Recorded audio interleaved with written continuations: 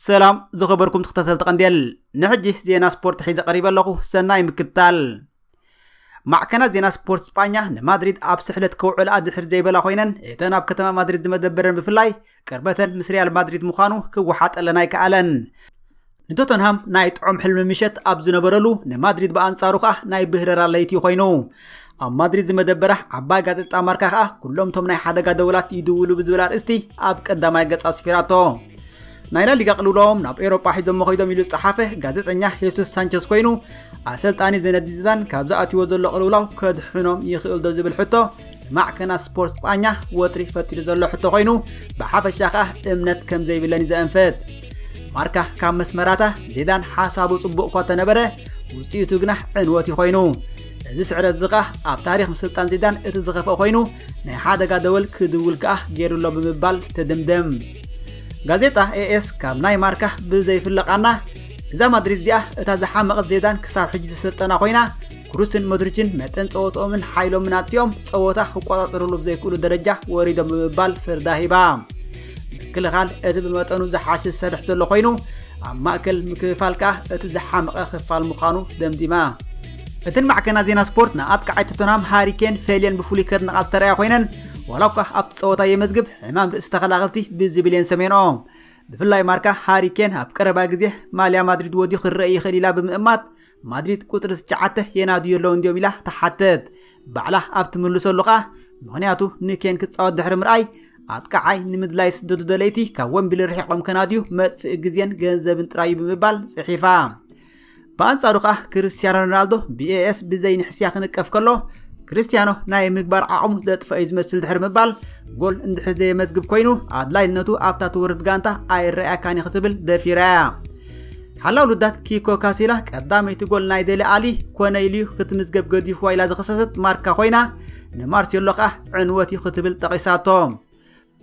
توماس ريزيرو ناي اس بنزيما اتناي مجمريا تقعي اب تاريخ ريال مدريد جول كمزجب زي قدد مخانو بمغلاط مرادو ام ملكت حتو ذا اتي كونن بمبال دغفو غليصو هوغو سريزو ناي ماركا ناب زيدان علمو نقفيتو ذهب خوينو بفلايكا اغبابا قايرو بمنصار بتحد درجه زلوا توتنهام مسعرو زحفر مخانو خغلص እዚ ስዕረት እዚ በሓንቲ ኣብ ኤውሮጳ ኾነ ኣብ ሃገራት ዝጥቀስ ታሪኽ ናይ ምዕዋዝ ዘይብላ ካልኣይ ደረጃ ክለብ ምዃኑ ውርደት ኢሉ ኣብ ባርሴሎና ዝመደበረን ማዕከና ዜና ስፖርት ካፕተን ኣብ ማድሪድ ዝመደበረን ፍሊ ብዝበለቃና ዘቕረበኦ ኮይነን ማድሪድ ሸለው ትብል ኢላ ክትውቅጥ ሕርኽርኽ ዘይበላ ምንዶ ዲፖርቲቪያ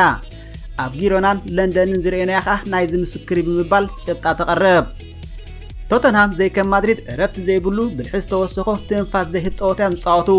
ናይ ባሓቂ ኩዕሶ እግሪ ምጻወቱ እዚ ኸ ንሶም ተጻወት ማድሪድ ክወዳደሩ ከለው ሽም ዘይብሎም ሃሪኬንን ደሊ ኣሊን ኤሪክሰንን ዝገበሮ ምዃኖም ንማድሪዳውያን ሕፍረት ኢላ ተንተነት ካልእ ናይ ባርሴሎና ዝመደበረ ማዕከንካ ስፖርትያ እዚ ዓወት ቶተንሃም እዚ ካብ ብዙሕ ኣንፈት ናእዳ ክዝንመሎም ከሎ ታሪኻዊ ዓወት ምስ ምዃኑ ኸ ኣብ ኣውዲቕካ ምሕላፍ ዘድሊ ውፅኢት ከምፁ ዝያዳ ሓላፍነት ዘሰክሞም እዩ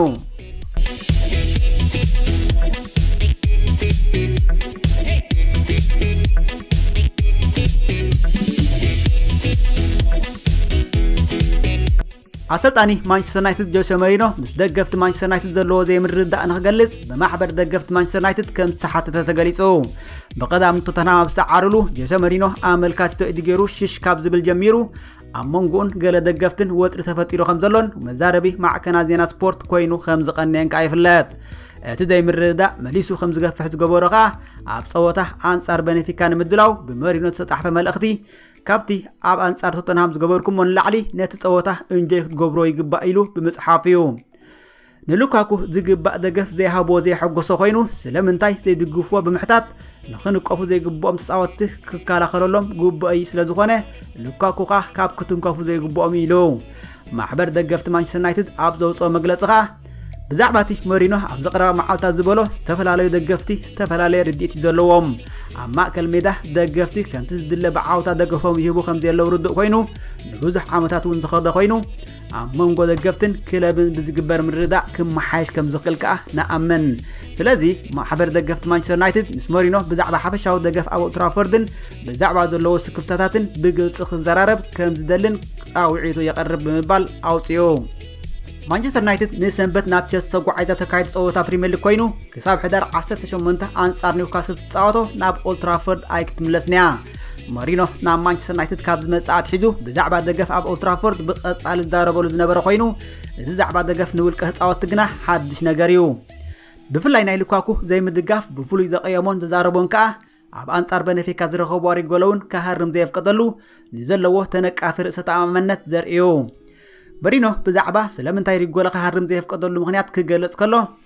ኣነ ስለዝኾንኩ ኣሰልጣኒ ኣነ ከያ ውሳነ ዝወስድ ስለዚ እቲ ምክንያት ከዓ ቅድሚ ሕጂ ዝወሰዳ ሪጎለ ስለዝሰሓተዩ